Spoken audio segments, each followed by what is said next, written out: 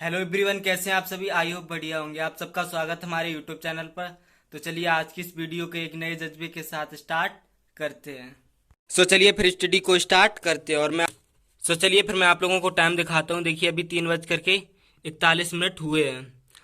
और मैं आप लोगों को बता दूं, अभी मैं स्कूल से 3 बजे ही आया था। स्कूल से आने के बाद मैंने कुछ देर रेस्ट किया और खाना खाया और वापस मैं स्टडी करने के लिए आ गया। तो चलिए फिर मैं आप सो चलिए फिर अब स्टडी को स्टार्ट करते हैं। और मैं बता दूं आप लोगों को, मैंने आप लोगों के साथ हिस्ट्री का नोट्स भी शेयर किया था। तो इस नोट्स को ही अभी मुझे आगे बनाना है, क्योंकि मैंने ये पाषाण काल तक ही कंप्लीट किया था और मैं अभी हड़प्पा सभ्यता के बारे में लिख रहा हूँ। तो इसे ही आगे कंटिन्यू बनाना है। तो चलिए फिर स्टार्ट करते हैं।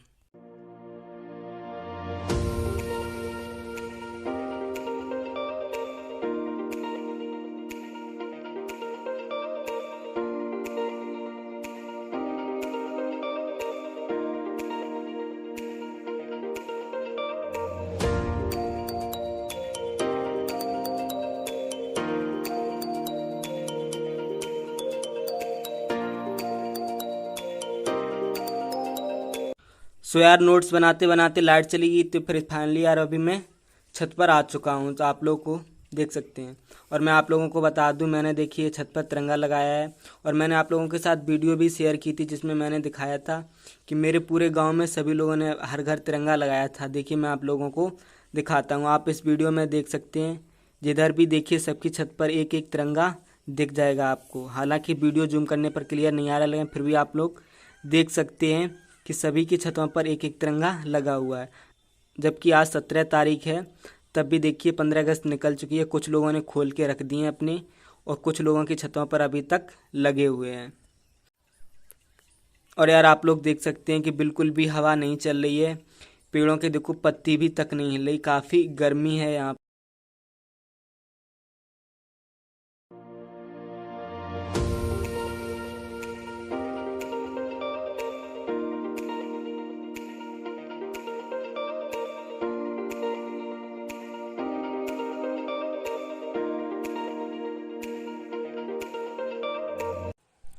फाइनली यार अभी मैं नोट्स को कंप्लीट कर चुका हूँ।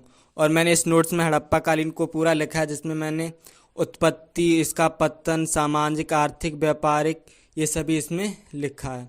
और मैं अभी मेरी फ़ोन की बैटरी कम है, तो इसलिए मैं वीडियो को यहीं पर अभी रोक रहा हूँ। इस नोट्स को मैं किसी वीडियो में पूरी डिटेल से शेयर करूँगा। फाइनली यार अभी मैं अपने स्टडी टेबल पर आ चुका हूँ। तो चलिए स्टडी को आगे कंटिन्यू करते हैं। और स्टडी को स्टार्टिंग करने से पहले मैं आपको बता दूं, एक लोगों ने मुझे कमेंट करके पूछा था कि भाई हमारे पास जो पॉलिटी की बुक्स है वो पुराने एडिशन की है और उसका नया एडिशन आ चुका है, तो क्या भाई हमारे लिए ठीक है या मुझे नई लेनी चाहिए। तो मैं आप लोगों को बता दूं, देखो जैसे पॉलिटी है, पॉलिटी में जब न्यू अपडेशन आता है, न्यू एडिशन आता है, तो उसमें चेंज क्या होता है, जैसे कोई भी पार्ट दिया गया है, उस कोई मतलब आर्टिकल दिया गया है, उससे रिलेटेड कोई जो जजमेंट हाल ही में आया है, तो वो उसमें अपडेट कर दिया जाता है। जैसे अगर आपने पुरानी बुक आपके पास है और आप परमानेंट करंट अफेयर को कवर करते रहते हो, तो आपको कोई भी प्रॉब्लम नहीं आ सकती, क्योंकि जो भी नया एडिशन है उसमें यही चीज़ें अपडेट की जाती हैं। तो आप अगर आपके पास पुरानी बुक्स हैं तो आपको कोई प्रॉब्लम नहीं होगी, बस आप करंट अफेयर को अच्छे से तैयार करते रहिए। तो चलिए फिर आगे अभी स्टडी को स्टार्ट करते हैं। यार अभी मुझे अपनी आंसर राइटिंग करने में आप लोगों को दिखाता हूँ।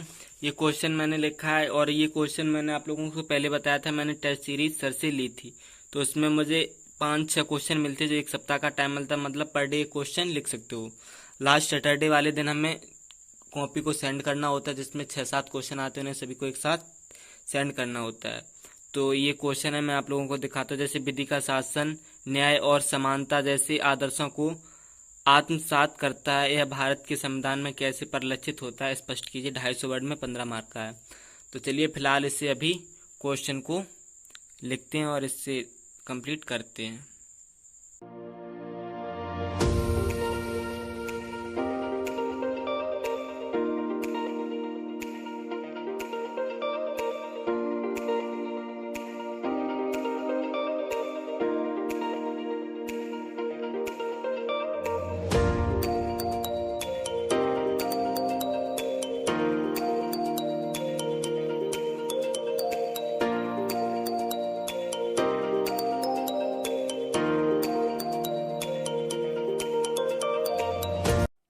सो फाइनली यार अभी मैं अपने क्वेश्चन का आंसर कंप्लीट कर चुका हूँ और आप लोगों को दिखाता भी हूँ। देखिए क्वेश्चन मेरा यही था, विधि के शासन और समता जैसे आदर्शों के आत्मसात करता है, यह भारत के संविधान को कैसे परिलक्षित कर होता है, स्पष्ट कीजिए।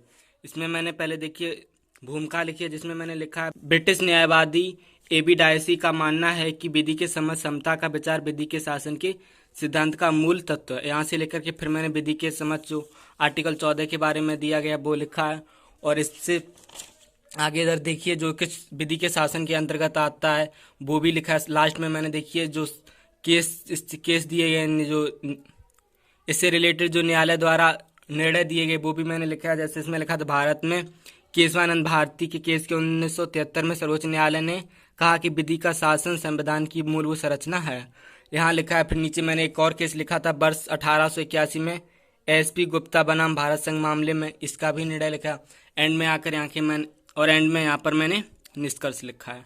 तो फाइनली मेरा आंसर कंप्लीट हो गया है। तो चलिए फिर इसे बंद करते हैं और मैं टाइम आप लोगों को दिखा दूँ। अभी लगभग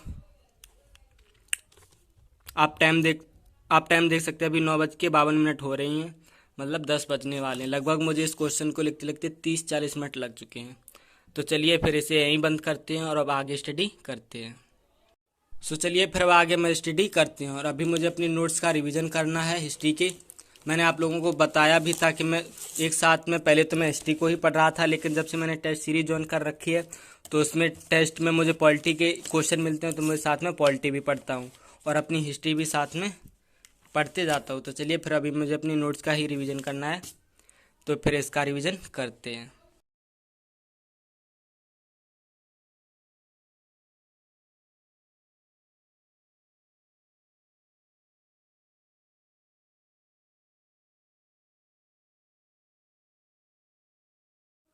सो फाइनली यार अभी मैं अपने हिस्ट्री के नोट्स का रिवीजन कर चुका हूँ, जिसमें मैंने उत्तर वैदिक काल को पढ़ा, उत्तर वैदिक काल की राजनीतिक व्यवस्था, उत्तर वैदिक कालीन की व्यवस्था, ये सारा मैंने रिवीजन अभी किया। उत्तर वैदिक कालीन आर्थिक व्यवस्था, इसे फाइनली मैं रिवाइज कर चुका हूँ। तो चलिए फिर इसे यहीं बंद करते हैं और मैं टाइम का बता दूँ, टाइम आप लोगों को दिखाता हूँ। लगभग 12 बजने वाले हैं, 11:39 हो चुके हैं।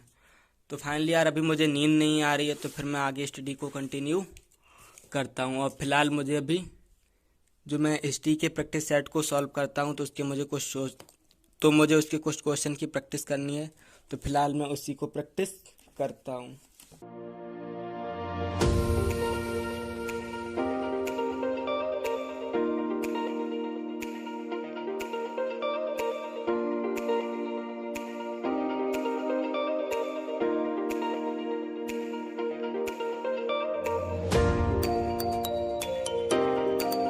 सो फाइनली यार मैं अभी अपने क्वेश्चन की भी प्रैक्टिस कर चुका हूँ। तो चलिए फिर इसे यहीं बंद करते हैं। और मैं आप लोगों को बता दूँ, अगर आप कोई भी सब्जेक्ट पढ़ते हो उसके साथ अगर आप प्रैक्टिस सेट भी सॉल्व करते हो तो आपके लिए काफ़ी हेल्पफुल होगी। इसके साथ यार देखो, मेंस की तैयारी के साथ साथ हमारी पीटी की भी तैयारी होती रहती है, क्योंकि हम जो टॉपिक पढ़ते हैं उसकी हम प्रैक्टिस सेट भी सॉल्व कर लेते हैं, तो हमारी अच्छे से तैयारी हो जाती है। तो चलिए फिर इसे यहीं बंद करते हैं और मैं आप लोगों को टाइम दिखाता हूँ। अभी टाइम 12:47 हो रहे हैं और यार मुझे अभी नींद नहीं आ रही है। तो चलिए फिर मैं अभी अपनी पॉलिटी का थोड़ा रिवीजन कर लेता हूँ।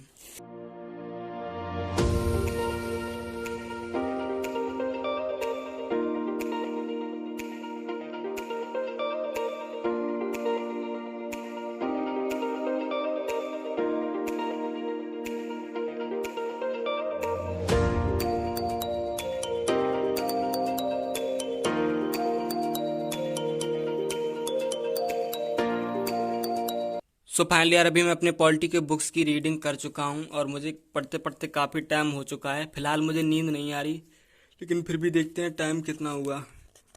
टाइम देखिए 1:53 हो रहे हैं, लगभग 2 बज रहे हैं। मुझे नींद नहीं आ रही है, पता नहीं क्यों, बट अब स्टडी को यहीं बंद करते हैं, क्योंकि मुझे सुबह भी उठना है जल्दी, क्योंकि स्कूल भी जाना होता है। तो लेट हो जाएंगे अगर इस हिसाब से जगेंगे और ज़्यादा। तो चलिए फिर स्टडी को यहीं पर बंद करते हैं।